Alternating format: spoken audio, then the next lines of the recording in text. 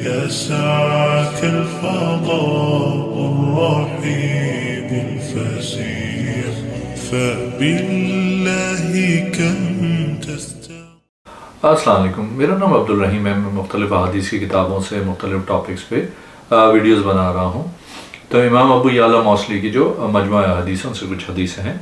اعوذ باللہ من الشیطان الرجیم، بسم اللہ الرحمن الرحیم۔ حدیث نمبر 2800، حضرت ابو قلابہ رحمۃ اللہ علیہ سے روایت ہے، کہتے ہیں حضرت انس رضی اللہ تعالیٰ عنہ نے کہا، نبی اکرم صلی اللہ علیہ وسلم نے فرمایا کہ بے شک ہر امت کا ایک امین ہوتا ہے، اور بے شک اس امت کا ہمارا امین ابو عبیدہ بن جراح ہے۔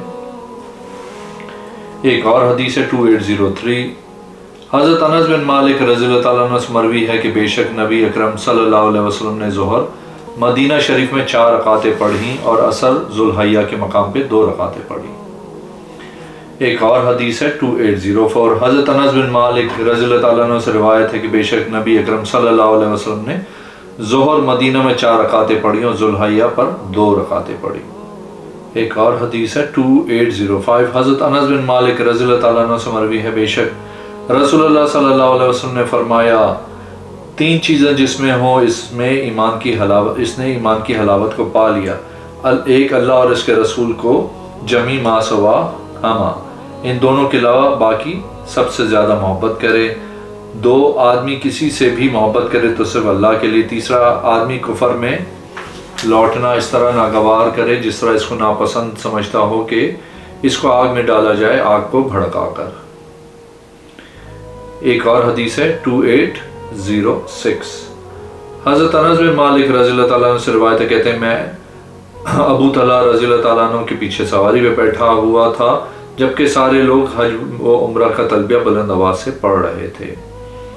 ایک اور حدیث ہے 2807، حضرت انس بن مالک رضی اللہ تعالیٰ عنہ سے روایت ہے کہ رسول اللہ صلی اللہ علیہ وسلم نے فرمایا، بے شک ہر امت کا ایک امین ہوتا اور ہماری اس امت کا امین ابو عبیدہ بن جراح ہے۔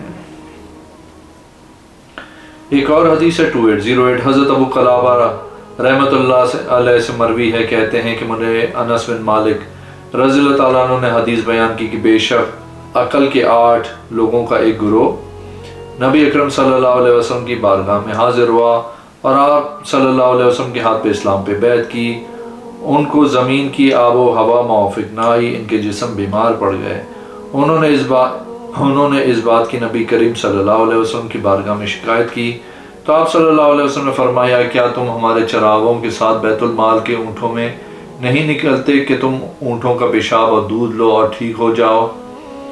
صحابی رضی اللہ تعالیٰ عنہ فرماتے انہوں نے ایسا ہی کیا تو وہ تندرست ہو گئے۔ پھر بعد میں انہوں نے چراغے کو قتل کر دیا اور اونٹوں کو ہانک کر لے گئے۔ اس بات کی رسول اللہ صلی اللہ علیہ وسلم کو خبر پہنچائی گئی تو آپ صلی اللہ علیہ وسلم نے ان کے پیچھے لوگوں کو بھیجا تو وہ لوگ مل گئے، پا لیے گئے۔ ان سب کو بلایا، ان کے بارے میں حکم دیا گیا کہ ان کو ہاتھوں اور پیروں کو کاٹ دیا جائے اور آنکھوں کو پھوڑ دیا جائے۔ پھر ان کو سورج کی دھوپ میں پھینک دیا گیا یہاں تک کہ وہ سارے مر گئے۔ ایک اور حدیث ہے 2810، حضرت انس بن مالک رضی اللہ تعالیٰ عنہ سے روایت ہے کہ بے شک ایک یہودی نے اپنی بیٹی کو محض اس وجہ سے کہ اس پر برس کے داغ تھے قتل کر دیا، پھر اس کو ایک پرانے کنویں میں پھینک دیا۔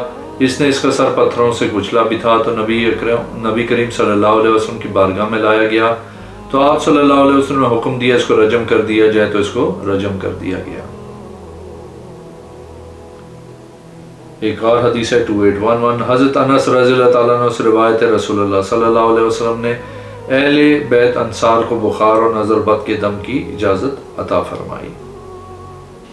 ایک اور حدیث ہے 2813، حضرت انس بن مالک رضی اللہ تعالیٰ عنہ روایت کرتے ہیں کہ نبی اکرم صلی اللہ علیہ وسلم نے ظہر مدینہ شریف میں 4 رکعتیں پڑھیں اور ذوالحیہ کے مقام پہ عصر 2 رکعتیں۔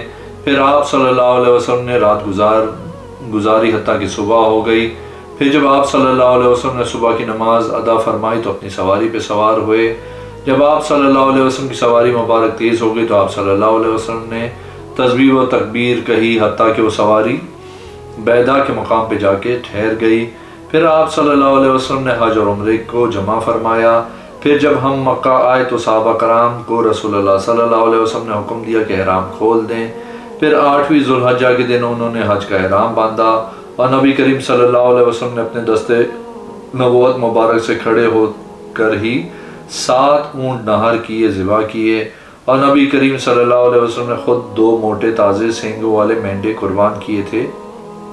ایک اور حدیث ہے 2814، حضرت انس بن مالک رضی اللہ تعالیٰ عنہ سے روایت ہے کہ بے شک نبی اکرم صلی اللہ علیہ وسلم جب مکہ مکرمہ میں تشریف لائے تو آپ صلی اللہ علیہ وسلم نے صحابہ کرام کو حکم دیا کہ احرام کھول دیں، مگر وہ نہ کھولے جس کے بعد ہدی ہو، قربانی کا جانور ہو، وہ پہلے قربانی کرے پھر احرام کھولے۔ راوی کہتے ہیں کہ رسول اللہ صلی اللہ علیہ وسلم نے 7 اونٹ کھڑے ہو کر ہی ذبح فرمائے۔ ایک اور حدیث ہے حضرت 2815، حضرت انس رضی اللہ تعالیٰ عنہ فرماتے کہ کنواری لڑکی کے ساتھ شادی کرنے کی صورت میں اس کے پاس 7 دن ٹھہرنا ہے اور شادی شدہ کے پاس 3 دن۔ اگر میں یہ حضور صلی اللہ علیہ وسلم کے حوالے سے بیان کروں تو میں سچ کہوں گا، لیکن یہ سنت ہے۔ ایک اور حدیث ہے 2816، حضرت محمد بن سیرین رحمۃ اللہ علیہ سے روایت ہے کہ انس بن مالک رضی اللہ تعالیٰ عنہ سے روایت ہے، کہتے ہیں کہ بے شک اسلام میں سب سے پہلا لعان یہ تھا کہ شریک بن سما پر حضرت بلال بن امیہ نے اپنی بیوی کے ساتھ غلط روابط کا الزام لگایا، تو یہ معاملہ رسول اللہ صلی اللہ علیہ وسلم کی بارگاہ میں لے جایا گیا، تو نبی کریم صلی اللہ علیہ وسلم نے فرمایا اے حلال 4 گواہ لاؤ ورنہ تیری پیٹھ میں کوڑوں کی حد ہے، اس کے لیے تیار ہو جاؤ۔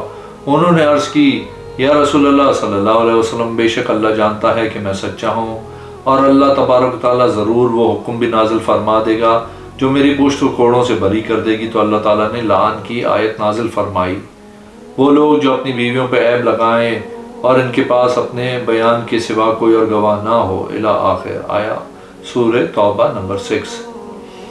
نبی کریم صلی اللہ علیہ وسلم نے حلال کو بلایا اور فرمایا تو گواہی دے اللہ کی قسم کھا کہ بے شک تو سچا ہے اس معاملے میں کہ جو تو نے اپنی عورت پہ زنا کا عیب لگایا ہے۔ تو بلال نے کہا، بلال نے یہ 4 بار گواہی دی۔ پھر آپ صلی اللہ علیہ وسلم نے ان کو فرمایا 5ویں باری گواہی دو، اللہ کی قسم کھا کہ اللہ کی لعنت ہو تجھ پہ اگر تو جھوٹا ہے اپنے اس معاملے میں جو تو نے اپنی بیوی پہ زنا کا عیب لگایا ہے۔ تو بلال نے ایسا ہی کیا۔ پھر رسول اکرم صلی اللہ علیہ وسلم نے ان کی اہلیہ کو بلایا، فرمایا تو بھی اللہ کی قسم اٹھا کر گواہی دے کہ بے شک وہ جھوٹا ہے اس معاملے میں جو اس نے تجھ پہ زنا کی تہمت لگائی ہے۔ تو اس نے بھی 4 مرتبہ اس پہ گواہی دی۔ پھر آپ صلی اللہ علیہ وسلم نے اس نے 5ویں مرتبہ فرمایا اللہ کا تجھ پہ عذاب ہو اگر وہ سچا ہے اس معاملے میں جو تو نے تجھ پہ زنا کا عیب لگایا ہے۔ تو اس نے ایسا ہی کیا۔ مخلد راوی ہیں کہتے ہیں پھر 4تھی یا 5ویں مرتبہ تھی تو وہ خاموش ہو گئی۔ تھوڑی دیر کے بعد حتیٰ کہ لوگوں نے گمان کر لیا کہ عنقریب یہ اعتراف جرم کر لے گی۔ پھر اس نے کہا میں آج کبھی بھی اپنی قوم کو رسوا نہیں کروں گی۔ تو اس نے کہنا شروع کر دیا۔ تو نبی کریم صلی اللہ علیہ وسلم ان دونوں حلال بن امیہ اور اس کی بیوی کے درمیان جدائی کروا دی اور فرمایا غور کرو، تم دیکھنا اگر اس عورت سے گھنگریالے بالوں والے اور باریک پنڈلیوں والا جنا ہو تو یہ شریک بنا سمہا ہے، اور اگر یہ سفید سیدھے بالوں والے چمکدار آنکھوں والا ہے تو یہ حلال بن امیہ کا ہے۔ تو اس نے گھنگریالی بال والے باریک پنڈلیوں والا بچہ جنا۔ تو نبی اکرم صلی اللہ علیہ وسلم نے فرمایا جو ان دونوں کے بارے میں اللہ کی کتاب میں نازل ہوا ہے اگر نہ ہوتا تو میرے لیے اور اس عورت کے لیے عیب ہوتا، مطلب ٹھیک نہ ہوتا۔ ایک اور حدیث ہے 2817، حضرت محمد بن سیرین رحمۃ اللہ علیہ سے روایت ہے کہ بے شک حلال بن امیہ نے اپنی بیوی پہ شریک بن سما کے ساتھ غلط روابط کا عیب لگایا۔ تو نبی اکرم صلی اللہ علیہ وسلم نے فرمایا تم دیکھنا اگر اسے سفید اور سیدھے بالوں والا بچہ ہو تو یہ حلال بن امیہ کا ہے، اور اگر اس نے گھنگریالے بال والے باریک پنڈلیوں والے اور بڑی آنکھوں والے بچہ جنا تو یہ شریک بن سما کا ہے۔ تو اس نے گھنگریالے بال والے باریک پنڈلیوں والے بڑی آنکھوں والا بچہ جنا۔ ایک اور حدیث ہے 2818، حضرت انس بن مالک رضی اللہ تعالیٰ عنہ سے مروی ہے، کہتے ہیں کہ رسول اللہ صلی اللہ علیہ وسلم نے فرمایا جس نے نماز عید الاضحیٰ کی نماز سے پہلے ذبح کر لیا اس کو چاہیے وہ اپنا ذبح لوٹائے۔ ایک آدمی نے عرض کیا رسول اللہ صلی اللہ علیہ وسلم یہ ایسا دن ہے جس میں گوشت کا بہت اشتہا ہوتا ہے، بس اس نے اپنے پڑوسیوں کی کسی چیز کا بھی ذکر کیا۔ پھر نبی کریم صلی اللہ علیہ وسلم نے اس کی تصدیق کی۔ پھر اس نے کہا میرے پاس ایک چھوٹا بکرا ہے جو کہ میں 2 بکریوں کی گوشت سے زیادہ پسندیدہ ہے۔ تو نبی کریم صلی اللہ علیہ وسلم نے اس کو رخصت دے دی۔ راوی کہتے ہیں مجھے نہیں علم یہ رخصت اس کے سوا کسی اور کو بھی ہے کہ نہیں، بس لوگوں بس لوگ غنیمت کی طرف لوٹے اور اسے تقسیم کر لیا یا کہا حصے کر لیے۔ ایک اور حدیث ہے 2819، حضرت انس بن مالک رضی اللہ تعالیٰ عنہ سے روایت ہے، نبی کریم صلی اللہ علیہ وسلم نے 10ویں ذو الحج کو جمرہ کی رمی کی، کنکریاں ماری، پھر آپ صلی اللہ علیہ وسلم نے حکم دیا قربانی کرنے کا تو قربانیاں کی گئیں۔ پھر حجام آپ صلی اللہ علیہ وسلم کے پاس آ کر بیٹھ گیا۔ اس دن نبی اکرم صلی اللہ علیہ وسلم نے اپنے مبارک ہاتھوں سے اپنی زلف مبارک درست فرمائی۔ پھر نبی کریم صلی اللہ علیہ وسلم نے اپنے دائیں جانب سے بال مبارک اپنے قبضے میں کیا اور حجام سے فرمایا حجامت بناؤ، تو اس نے حلق کیا، تو نبی کریم صلی اللہ علیہ وسلم نے اپنے بال مبارک وہاں یہ جتنے بھی لوگ تھے ان میں تقسیم کر دیے، کسی کے حصے میں 1 بال اور کسی کو 2 بال نصیب ہوئے۔ پھر آپ صلی اللہ علیہ وسلم نے اپنی بائیں جانب سے بال مبارک سے زلفیں اپنے قبضے میں کی اور حجام سے فرمایا حلق کرو، تو اس نے حجامت کی۔ پھر آپ صلی اللہ علیہ وسلم نے ابو طلحہ انصاری رضی اللہ تعالیٰ عنہ کو بلوایا اور آپ صلی اللہ علیہ وسلم نے وہ ان کو دے دیے۔ حضرت انس بن مالک رضی اللہ تعالیٰ عنہ سے روایت ہے، کہتے ہیں میں بے شک نبی اکرم صلی اللہ علیہ وسلم خیبر کے دن تشریف لائے، بے شک نبی اکرم صلی اللہ علیہ وسلم خیبر کے دن تشریف لائے تو آپ صلی اللہ علیہ وسلم سے کہا گیا کہ گدھے کا گوشت کھایا گیا ہے، تو آپ صلی اللہ علیہ وسلم نے ابو طلحہ سے فرمایا کہ وہ لوگ میں منادی کرا دیں کہ اللہ اور اس کے رسول صلی اللہ علیہ وسلم نے تم پہ گدھے کا گوشت کھانے سے روکا ہے، بس بے شک یہ ناپاک رجس ہے، تو وہ کہتے ہیں کہ سب ہانڈیاں اونڈھی کر دی گئی ہیں۔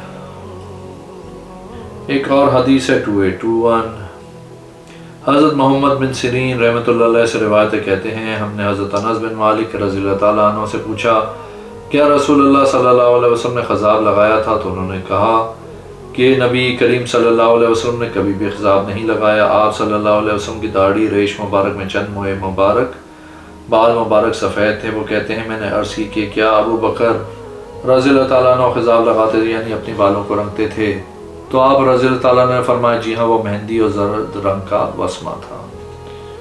ایک اور حدیث ہے 2822، حضرت محمد بن سیرین رحمۃ اللہ علیہ فرماتے ہیں کہ مجھے حدیث بیان کی گئی حضرت انس بن مالک رضی اللہ تعالیٰ عنہ نے کہ ابو طلحہ رضی اللہ تعالیٰ عنہ کو خبر پہنچی کہ رسول اللہ صلی اللہ علیہ وسلم کے پاس کھانا نہیں ہے، وہ گئے تو انہوں نے خود کو 1 ساعت جو کے بدلے میں 1 اجرت پہ دے دیا۔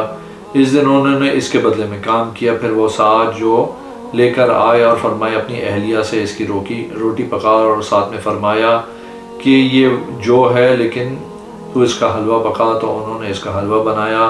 پھر آپ رضی اللہ تعالیٰ عنہ نے انس بن مالک رضی اللہ تعالیٰ عنہ کو بھیجا اور فرمایا کہ تو رسول اللہ صلی اللہ علیہ وسلم کے پاس جا اور ان سے اس طرح کہے کہ جو تیرے اور ان کے درمیان ہو، تو وہ نبی اکرم صلی اللہ علیہ وسلم کے پاس حاضر ہوا، تو آپ صلی اللہ علیہ وسلم کے پاس آپ صلی اللہ علیہ وسلم کے صحابہ کرام بھی تھے، تو آپ صلی اللہ علیہ وسلم نے فرمایا کیا کھانے کے لیے آئے ہو، کھانے کی دعوت دینے آئے ہو، تو انہوں نے عرض کی جی ہاں۔ آپ صلی اللہ علیہ وسلم نے اپنے اصحاب سے فرمایا اٹھو، وہ سارے اٹھ کھڑے ہوئے۔ جب انہیں ابو طلحہ کے پاس آئے تو انہوں نے کہا میں نے یہی کہا تھا، آپ صلی اللہ علیہ وسلم نے خود فرمایا کہ کھانے کے لیے بلایا ہے، تو مجھے ناپسند ہوا کہ میں جھوٹ بولتا۔ پھر نبی اکرم صلی اللہ علیہ وسلم کھڑے ہوئے، آپ صلی اللہ علیہ وسلم نے 10 آدمیوں کو بلایا، وہ داخل ہوئے، انہوں نے اتنا کھائے یہاں تک کہ وہ سیر ہو گئے۔ پھر آپ صلی اللہ علیہ وسلم نے 10 لوگوں کو بلایا، وہ داخل ہوئے، انہوں نے بھی اتنا کھایا حتیٰ کہ وہ سیر ہو گئے۔